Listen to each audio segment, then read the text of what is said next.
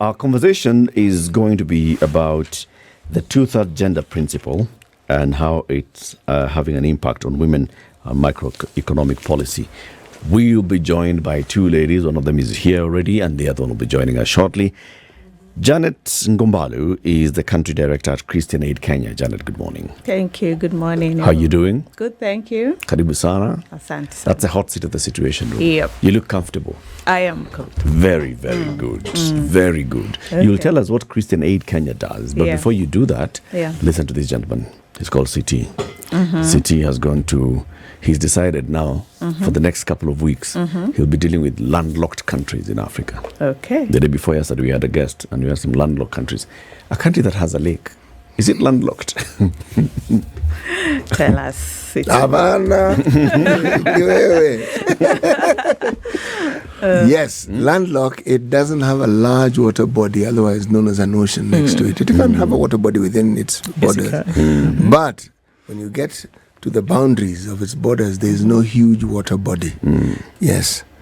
Now, this continent, unfortunately, if I may use the word unfortunately, leads in the number of countries on this planet Earth that are landlocked. Yes.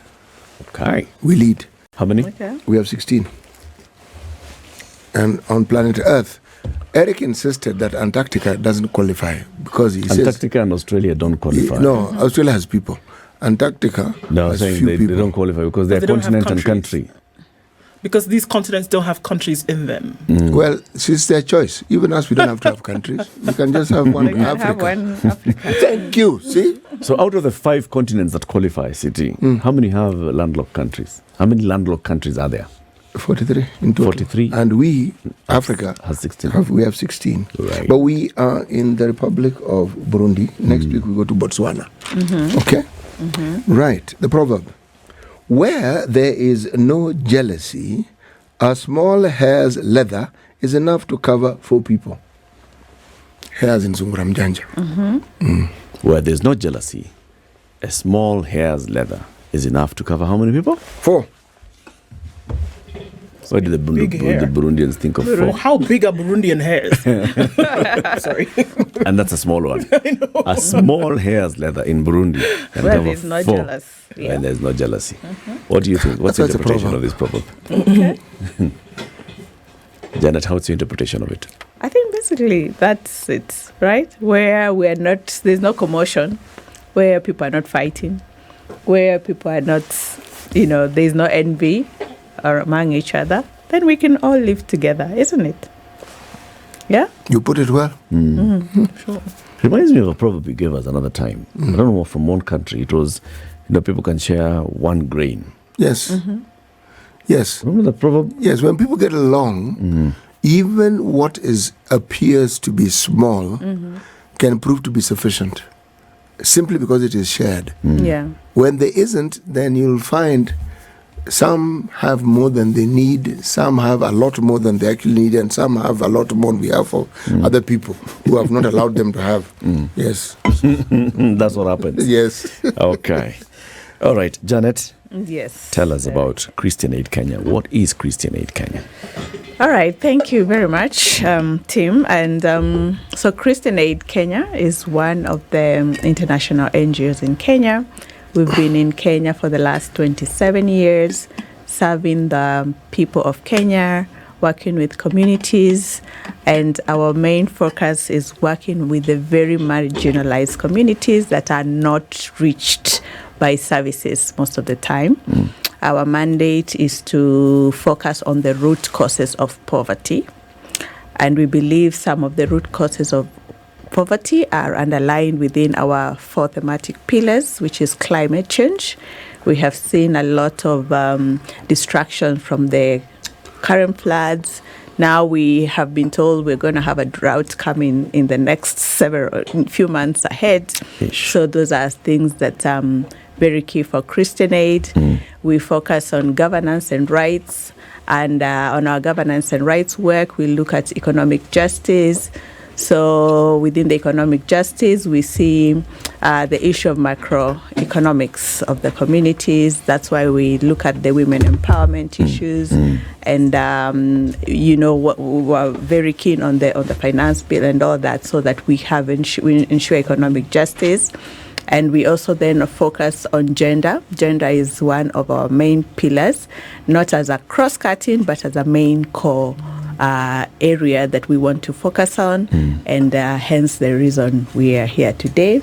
We hope to speak more to that as we go along. Great. Thank you. Our other guest, Daisy Amdany, has gotten into the studio. Daisy, good morning. Good morning, How Eric. Are you? It's like a happy new year. I mean, have you been here this year? No. Are you sure? This year? This year? This is 2024, Daisy. These days, the years just meld into each other. But we've seen each other this year. Yes. It's good to see you again. Thank Karibu you. sana. Thank you for having me. Daisy is the executive director of Crawn Trust, written with an A. Yeah. Okay. But with a C, not a K. C Crowny. Crawn Trust. Welcome. Thank so in you. this conversation today, we're looking at the two-third gender principle and how that has an impact on women and microeconomic policy. So let's first of all begin. You know, there's always this confusion. Two-third gender rule, two-third gender principle, one-third gender. So what is it? Is it two-thirds or is it one-third? Let's start with you, Daisy. Well, I refer you. Is there a difference? There is a very big difference. Okay. There's actually a very big difference. So I refer you to the Constitution, Article 27(8). And that is actually where this principle is docketed. And it's the not more than two-thirds gender principle. So it's not the one-third principle. It's not more than two-thirds. And it's not rule, it's principle. It's a principle, yes. All right. So it's a principle of governance, and it's part of the constitutional architecture to ensure inclusion and participation of the people. Actually, when you go to Article 27, which is in the Bill of Rights, talks about equality and non-discrimination. And it talks about the rights of every person. So you know that before we had Katiba 2010, leadership was really essentially a preserve of a certain few by practice. You know, it wasn't really spoken, but by practice, The mighty. there are many groups that were excluded, especially wale ambayo wanaitangwa wanyonge, also known as marginalized groups. So among those groups are women, youth, and persons with disabilities. And if you recall, in the run-up to so you know how we got to the 2010 Constitution. We had the post-election violence. And one of the reasons that were said during the dialogue talks, when they were looking at those 4 agenda items, they were like, so many people are excluded from governance. People feel so excluded. So, you know, when their person doesn't win, because generally leadership was seen as a trickle-down thing. Eric mtu wetu akiingia, we know goods Tuko shall ndani. flow to us, you know. So if you lose, we have lost, you know. So we fight because we have all lost. You lose, we lose. You speak as though this is a thing of the past. Is it really a thing of the past? Well, the thing is, we have a constitutional architecture that seeks to address that exclusion, okay? And to because confine even it like to now, the past. and confine it to the past. So ideally, we are supposed to be practicing inclusion, because even when you listen to the Gen Z, what are they talking about? Exclusion, lack of opportunities, you know. But we have a constitutional architecture that is designed for that. So Article 27 speaks to that issue about inclusion, participation of the people, and that the state should ensure that they put policies, programs, legislations, including affirmative action, to redress marginalization. But as a starting point in that redress, we must start from the point that in any elective or appointive position, you can't have more than 2/3 of the same gender. So, at least tuanzie hapo, the idea is we angle for 50-50, right? But as a starting point, our ground zero is at any given time, not more than 2/3. And so it's a math, it's about numbers. So what's the difference between not more than two-third, and one-third? So there's a big difference. So let's look at it in terms of numbers, Right. okay? And let's let's take the cabinet right now, because right now we are looking at numbers. Yes. Sindio? So when you go to the Constitution talks about the composition of cabinet. What is the composition of cabinet? So cabinet is the president, 1, the deputy president, 2, the attorney general, 3, and cabinet secretaries, who shall be a minimum of 14 and a maximum of 22. Okay. So they've always gone for the full count, Which makes it 25. So 25. Okay. So 25 is our 100%. Okay. Okay. So to get the numbers, you do the math. So 2/3 Of 25. 2/3 of 25. So 2/3 in terms of a fraction, right, is actually in terms of numbers is 66.66%. Okay. So if you do the math, 2/3 of 25, you get.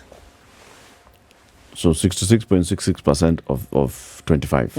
Okay. 66.66%. Are you doing the math? Yeah. And even let me get my Msemakweli.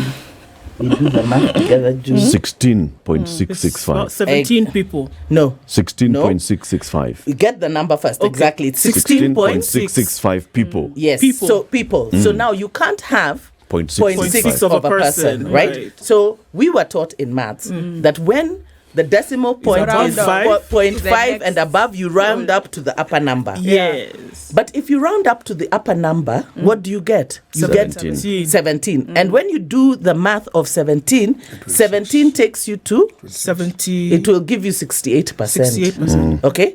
So automatically you have more than 2/3. 2/3. So what you do, you round off downwards, right? So you stick at 16. 16.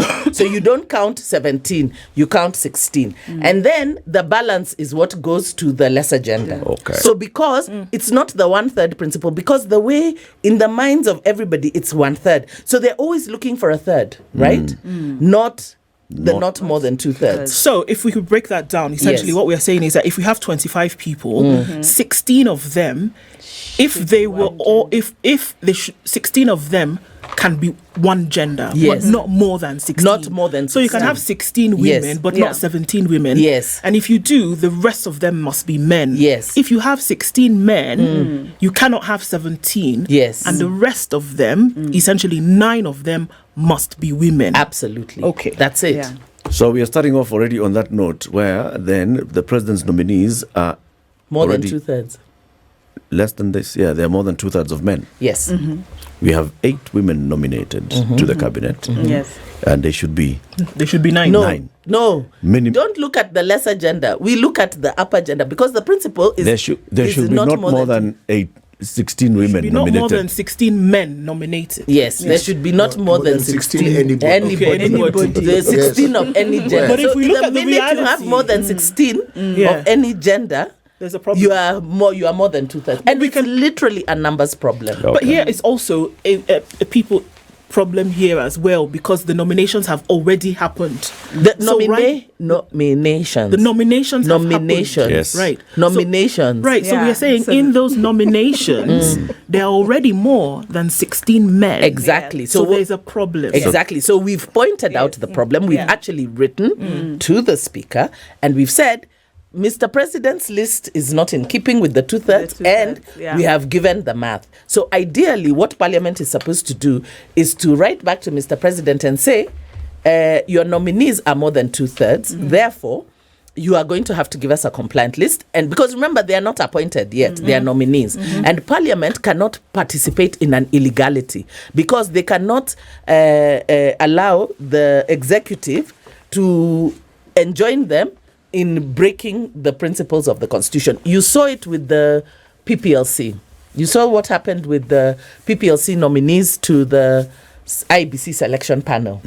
The law says that it lists the members, and it talks about the parliamentary liaison, political parties liaison committee, and it says you shall have 3 members, a competitive process, minority, majority, and others.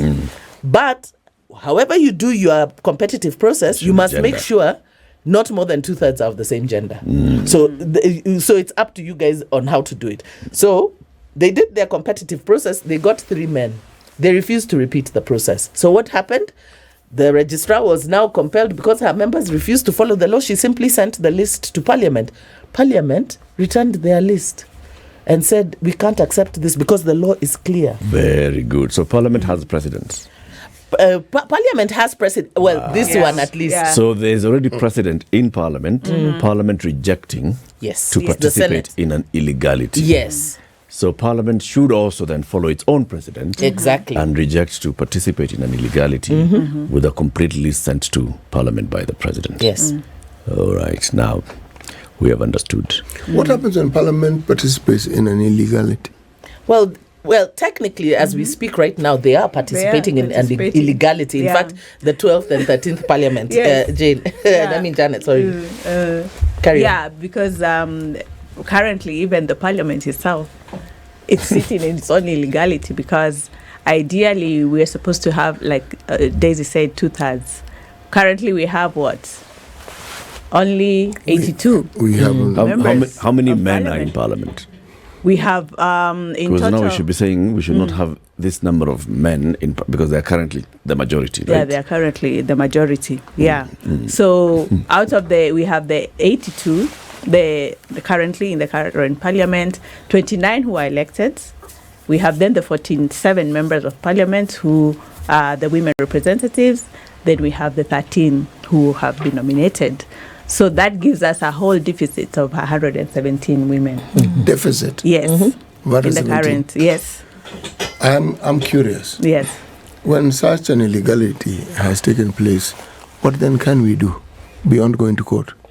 There is a lot of recourse, and that's what we are working with Daisy about and the team, because we are then calling on adjustments to this and upholding of the Constitution. And we are asking that and of course there was already a Gazette notice by the President himself, seeking a redress on these particular issues and ensuring the 2/3. But again, we've seen like Daisy said, it's the numbers. What do you consider as the actual numbers? Because according to the many of the others, is that we have reached the not more than 2/3. Principally, but, yes. The people who have breached this are the citizens of Kenya. Because of many other Parliament has failed. No, principally, what I'm saying, because who constitutes Parliament? The people of Kenya constitute Parliament by electing members into Parliament. But remember that elections are facilitated by laws. Hold on, yes, principally. And the Constitution then also says that any person then moves to court to ask the Attorney General, the Chief Justice, to recommend to the President to dissolve Parliament, right? Because I see that as, because the Constitution says principally the people have elected more than 2/3 of members of Parliament from one gender. The people should then be told, repeat this exercise and comply with the Constitution. Absolutely. Right? So an elected member who sits in Parliament is not there illegally, has not committed any illegality. But, principally. Exactly. But you see, Article 3 of the Constitution says you can't form government outside the laid principles in the Constitution. You can't. It's actually illegal to form government outside the laid down principles. And the principles have already been spelt out. Article 27(8) says, in any elective or appointive body, you can't have more than 2/3 of the same gender. And it's actually, it's reiterated throughout the Constitution. So Article 81 talks about the principles of the electoral process. So the people have essentially been enjoined in an illegality because Parliament has failed to put in place the legislation that will facilitate not more than 2/3 in elective bodies. Because Article 81 says these are the principles that shall guide the electoral process. Free and fair elections, then it talks about not more than 2/3 of the same gender in elective. So that means that there has to be a mechanism within the Elections Act to facilitate that when we go to the ballot, the outcome shall give us not more than 2/3. Failure to which you then have what we have in the counties. In the counties, we actually have a provision that having done all you have done, even though we elect more than 2/3 of the same gender, we then correct it by then topping up, right? However, that's not to say that there are no mechanisms to facilitate the election of not more than 2/3, because political parties, if you recall, in the run-up to 2022, IBC and Chebukati had written to all the political parties that were participating in the elections and told them that when you submit your lists for elections, you must abide by the 2/3 gender principle, because you see, even as the IBC, they are a constitutional body, so they cannot facilitate an illegality. Okay. So they said, you guys, as long as you're participating, when you do your nominations and whatever, they did not prescribe for them the method. Okay. They simply said, you agree among yourselves how you're going to do it. But when your lists come here, they must meet the 2/3 gender principle, failure to which you will not participate in the election.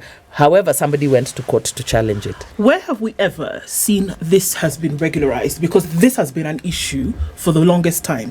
From the time we started hearing about the 2/3 rule, principle, essentially, there have been many examples where this has been flouted over and over and over again.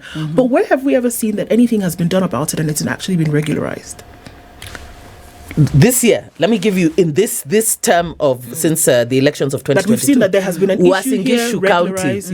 Wasingishu County, the High Court actually barred the assembly from sitting because they did not meet the 2/3 gender principle and told them, you guys can't sit in an illegality. Nandi County, the governor provided a list of CECs that did not meet the 2/3 gender principle. The courts voided it. So, in fact, if you look at the law, the judiciary has been consistent. There is no case where issues of 2/3 have been taken and they have not affirmed it, right? Even our cases, remember Cabinet in 2015, we actually sued when Uhuru reorganized his cabinet and didn't meet the 2/3 gender principle. Justice Onguto ruled and found that they were in violation and that, and in fact, that is even the judgment that we sent to Parliament concerning the current cabinet. So the thing is, it is the political class are simply just refusing. It's willful disobedience, literally. That's really what it is.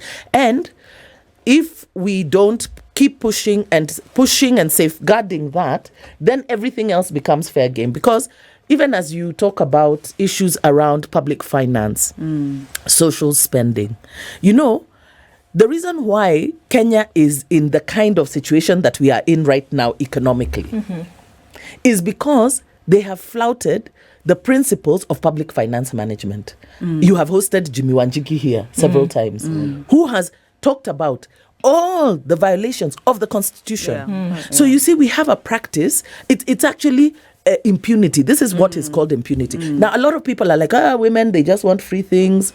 They just want things to find them in the bed. That's not it. It's about the rule of law and constitutionalism. That's it. This country is made up of men, women, young people, persons with disabilities, and the Constitution gives those people the right to representation by their own, right? I mean, it's like the way when the women rep seat was established, there are communities where they cannot fathom a woman as a leader. They were like, but men can represent women's issues. If the Constitution had not said that this person shall be a woman, trust me, even you Latif ungekuwa unaenda kusema you are a woman. Because tradition, culture and practice has it's been something, and it's not unique to Kenya. There's been a practice where women leadership has been seen anywhere where you're talking power, authority, anywhere where you're talking money and distribution of resources, it has been seen as the preserve of men. Women, it's like women can't understand these things. These are very hard things for women and young people to understand, because their tradition has relegated them to people of being seen and not heard. Let's take a break. 27 minutes to 8. That's Daisy Amdany. She is the Executive Director of Crawn Trust. She's here alongside Janet Ngombalu, who is the Country Director for Christian Aid Kenya. So how does this not more than two-thirds gender principle impact women? Yeah. So, we've said what the issue of not meeting the two-thirds majority means is that we are continuously facilitating inequality of women and access to women to equal opportunities. And when we look at the public finance, like Daisy said earlier, and the macroeconomics of this country, is that then women are not economically empowered to be able to achieve the economic empowerment that they require. One of the ways in this is that they have, like in finance, when it comes to financial access, women obviously will not have the financial access because what are the instruments that have been put in place are not, conducive to support women to access some of the facilities or some of the drivers of macroeconomic growth. And we have seen, like in most informal settlements, or in the hustler, or what we call them most of the time mamamboga, is that they have continuously made their voice known that they are not getting access to the facilities and the funds that are supposed to get. And some of these are because of the discrimination, the barriers to trade, or the barriers that are stand in the way. Some of them culturally, some of them, like we said, politically enabled. Some of them is because socially we have not allowed for equality of women around these areas. Janet. And therefore we continuously, Janet. Yes, it is. These women we speak of, Yes. right now, that gender rule is applicable in this room. Yes, I yes. think. We were very glad because I think that was the first thing we needed to, yes. Okay, now these women are mothers, Their they are sisters, Yes. some are grandmothers, they are cousins, some are wives, some are partners, okay? In this day and age, I want someone to explain to me how, with these positions that they have, the ones I've mentioned, these are social positions really. Yes. Are we saying that these social positions hold no power? That the power of persuasion and influence doesn't exist among women when they have these positions? I understand affirmative action because it's like jump-starting a system. That is perfectly all right. Yes. It's been jump-started. Okay? Women are no longer where they were before. They have moved. Where exactly do we want to get women to? Where will we arrive at when we'll say, okay, now women have arrived? Where? But City, when you look at, maybe, when we put all women together, we start to think that we have empowered. But when you go down to the communities, you start to see those disparities are still there. All right. You start to see that maybe it's some illicit place where women have managed to move forward. But in other communities, like we had said earlier, there are still women who have no access. The vast to some majority of, of Kenyans live in the rural areas. One. Yes. The vast majority of Kenyans you find in urban areas grew up in the rural areas. Most of us came to town, these urban areas, as adults. Yes. Or to the university when there was only one university here in Nairobi. The social positions I mentioned exist everywhere. And the reason why they exist is because they are necessary. Women are an extremely important part of any society. Where I'm going with this is this. If after all this time the narrative seems to be the same and change is minuscule, are we communicating effectively, or are women willing to take up the challenges that these changes bring about, or are they happy with the unfortunate positions they find themselves in? No, and that's why we are here, isn't it, calling for this? Because, look at an elective position of most women when they get into they want to go into politics. Look at the barriers they already endure because it's a cultural issues. We have seen, like in some of the counties, like in Marsabit in the last elections, they didn't even apart from the woman rep, they didn't have any other elective positions for women. And it's because there's that continuous narrative that women may not be able to be, effective leaders. Or even if they get into it, you've seen some of the bashing that has been done even for women who have stepped out of the comfort zone to come into elective positions. Let me ask my question differently. What happens? Yes. Do women support these unfortunate positions that women have, or do women also support the unfortunate positions that men have and which hinder women from progressing? No, women are standing up and asking that we do not condone such inequalities, and now are standing up to be able to address those. I know I'm putting in a bind. Let me just squeeze a little bit more. Yeah. If we look at the women in these far-flung areas, many of them are pastoralists, and which means many of these communities are still traditional. But there's something called education. So are we saying that many women in these communities don't have access to education? And are we also saying that even if they have access to education, it's water off a duck's back? It doesn't really make much of an impact, because the education, essentially what then happens is the world opens up to you. Your mind opens, you understand a lot more.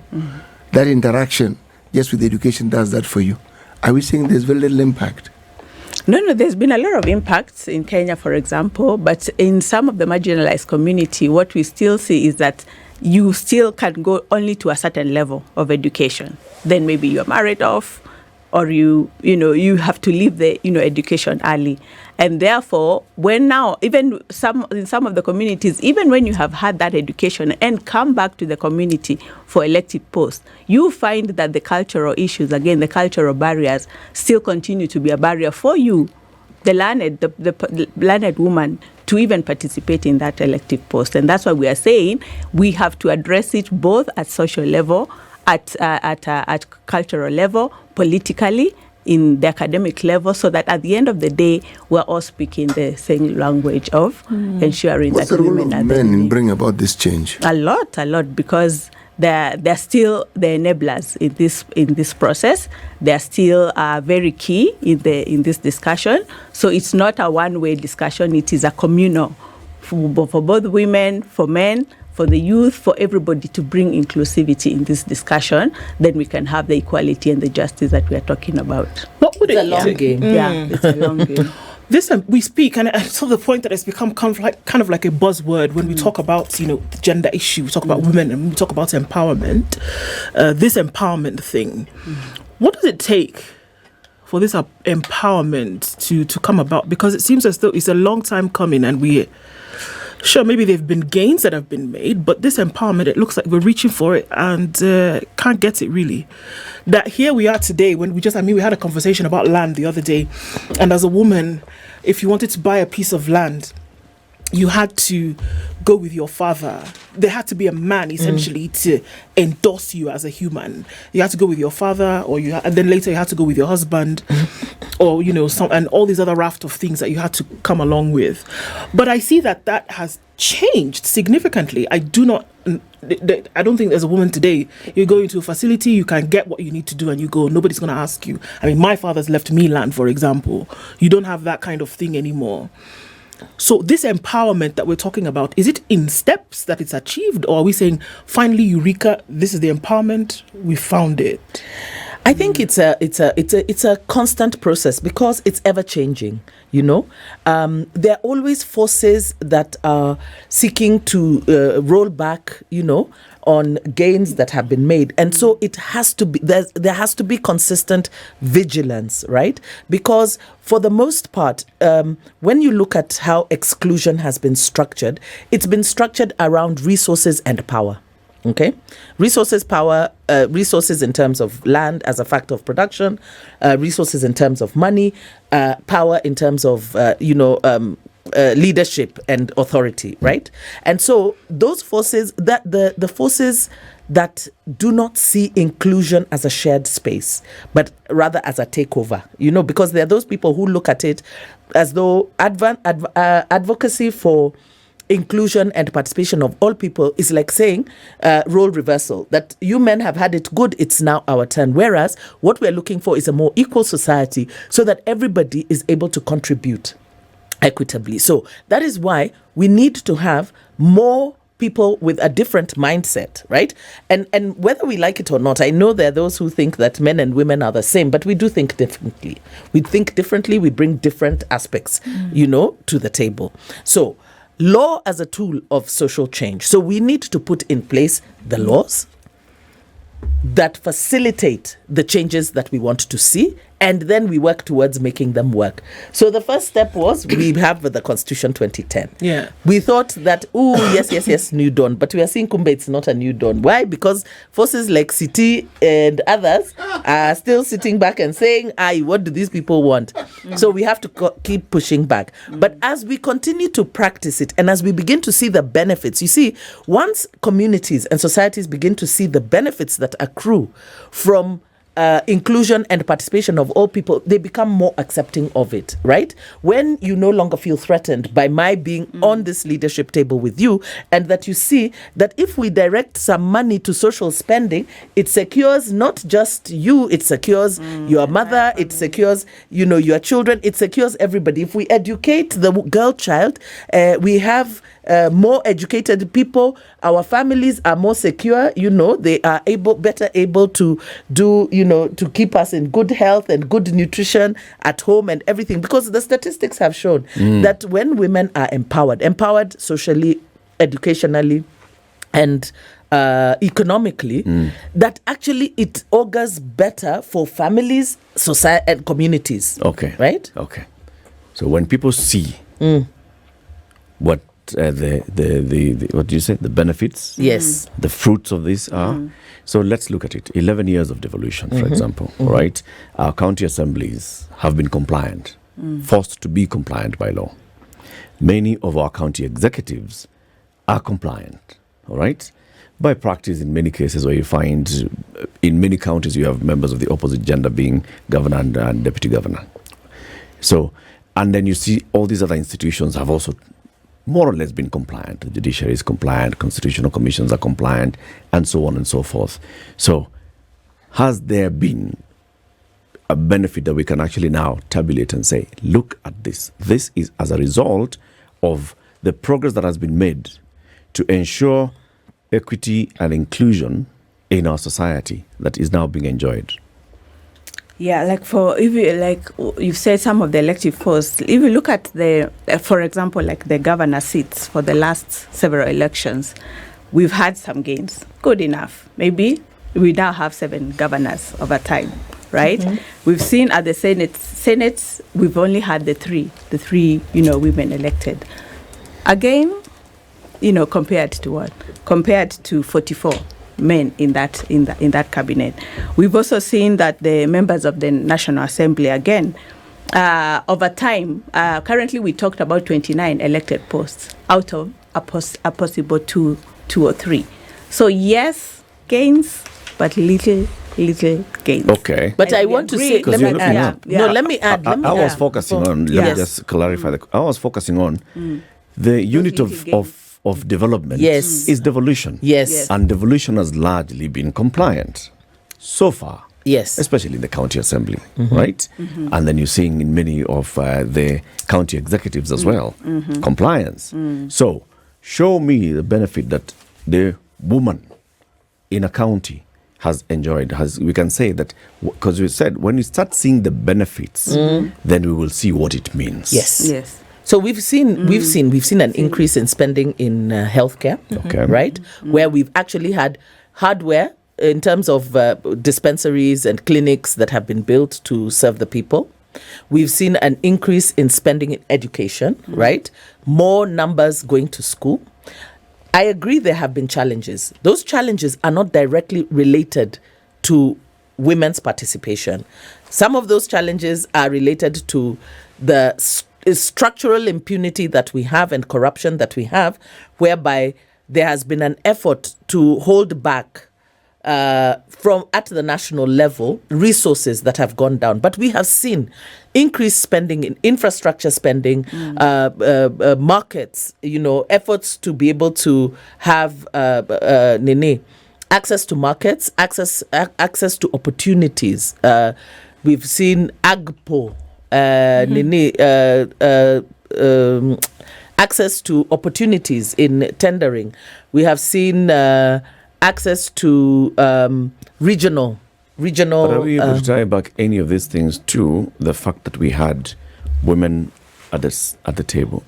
Oh yes, listen. There are some laws where you can show that in this, because that's what I'm looking for. Yes. Institutions like Crawn, like Christian Aid, where you say, in this assembly, these were pieces of legislation that either were introduced by the woman in the assembly that led to these changes. When you say it's the increase in healthcare spending, show me how that having women in the county assembly or having women in the executive has directly okay, we may not have I may not have the statistics. Maybe Christian Aid does, but I will tell you this for sure.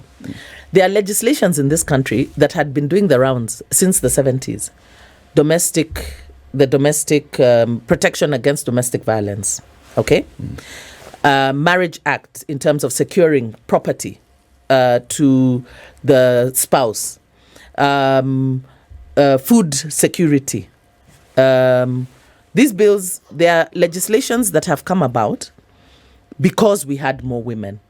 When we had more women in parliament, we began to see many of the social issues that are affecting Kenyans have legislation to protect against this. We're talking about a women's economic policy. I think we have a draft strategy on economic empowerment. What are the kind of levers that need to be addressed within the economy to unlock the potential that lies within these women? We have policies to guide on that. These are things that never existed. They were never there. Legislation and policy has been blind, where you talk about development, but you don't look at how this development affects both men and women. The provision of sanitary towels to schoolgirls. We know that while there has been free primary education for the longest time, girls were not enjoying this the same way that boys were, because once they start their menstruation, because of period poverty, many of them would at least suffer a month away from school in the semester because they can't afford pads. But now the government has now put in place measures, and all these have been advocated by women. Okay, I would argue that yes, true, they've been advocated by women, but women such as yourself, you're not in parliament, but you're vocal on these issues. But it is the women in parliament that have pushed. By the way, to their credit, 0 rating of sanitary towels. That push came from female parliamentarians. Yes, working with actors outside. Groups, yeah. But remember that we are also the ones that have been the outside actors forcing that space to open up. It is the women's rights movement from time immemorial that has been fighting for the expansion of that space. That the cry came from outside. It is not men who sat down and said, oh yeah, we are too many men, so let's see how we can bring in women. It's women saying, you have excluded us, we need to come in. The first motion was brought by who? Phoebe Asio. It was trashed. The second motion was brought by Charity Ngilu. It was trashed. The third motion was brought by Beth Mugo. So it has always women, even when there have been few voices, they were always the ones that were in there trying to open up this space to bring more of their voices. Even from the time of now, I'm no longer a youth. So in the time of my youth, working with female members of parliament and actually men, because you've had to have male allies, to support in this agenda. But it has always been initiated by the women. And then, of course, you get men to support it when you get them to see your perspective and to get them to see how it benefits them. Like the 0 rating of pads. The mandarins at the Treasury and Planning had decided that sanitary towels were luxury products. And so they were taxed like cosmetics. Like literally, they were hit up with taxes as cosmetics. And when the female members of parliament were like, this was initiated by Njoki Ndung'u, and they were like, girls and women menstruate because they are women and girls. And I remember one of the things that she said that shocked her is that one of the members of parliament was like, you mean you can't just turn this thing off? Like you can't just... So it's the thing is you assume that some of these things are known, So they had to sit with the men and show them, you have a daughter, you have wives, look at how much it costs you additionally because you have to pay extra tax on this. So when the men saw how much money is coming out of their pocket, they were incentivized to zero rate. What I'm saying is that when you bring different perspectives, when you talk about the benefits that accrue to all of us, because if you're saying, yes, okay, fine, we want to have every girl go to school, right? All children to go to school, boys and girls. Because, when people were paying for education, since the girl was going off, girls were for bringing cows, not for being sent off. So they were Mali to bring. So education was for the boy. But when they begin to see the benefits in the community of educating the girl child and the state opening it up and saying, okay, fine, you don't even need to pay. We will make it free. Just bring them to school. And they begin to see the benefits. Today, girl child education, in some areas, while it may still be a problem, generally, it's not an issue. There's other social issues. Women are mothers of boys. Yes. Not just girls. That is true. And the influence mothers have, not on just children, on their sons, is immense. Yes. Let's say this, and you're right. Now, we must remember that women and men are socialized the same way. So we're not socialized differently. So the problem is also in women. So even women have to unlearn that. We must also feel worthy. We must also believe that we are equal to the task. You've understood where I was. Yes, I have, because that is also a problem, because that's where this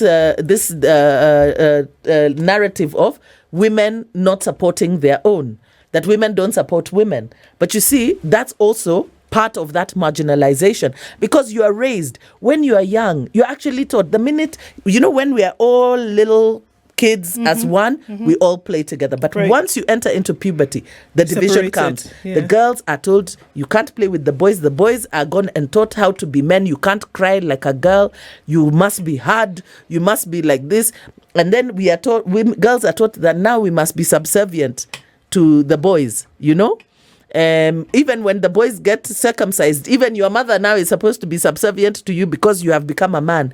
When Siti is leaving home, he will turn to his 5-year-old boy and say, Baba, I've now left you in charge. There is your daughter who is 18. There is your wife. There is your who. So it's a programming. People. So we need to deprogram all of us. It's actually we all need to learn together. Why do we need to deprogram that? I mean, like, seriously, it is what Ndu has the boy talked about responsibility. And what about the girl? She also has responsibility. Listen, it is as Ndu has said about the previous thing. Girls and women not even having entitlements. You couldn't open a bank account as a woman, an adult woman. You either had to have your father, your husband, your brother, and if you had none of those, maybe the chief, as in even the state did not recognize women's agency. Yeah, we've got to end that. Okay, yes, okay. Thank you. We've come to the end of the show. We have to continue with this conversation, and Janet, I'm sure you agree. Yes, this is a conversation that needs to happen and to continue, because it opens up a debate. Even now with the Gen Z demonstrations and all, one of the conversations that you're seeing on social media is, let's do this constitution, let's cut costs. One of the easiest places that people are finding as a cost-cutting measure, these 47 seats. Which is unfair. Why are they there? Of course, it's very unfair, because women cannot be the culprits of our economic crisis. We need to continue civic education. Why is that seat there? That's the point. Janet Ngombalu is a country director of Christian Aid Kenya. Daisy Amdany is executive director of Crawn Trust. This is the Situation Room, the only way to start your day.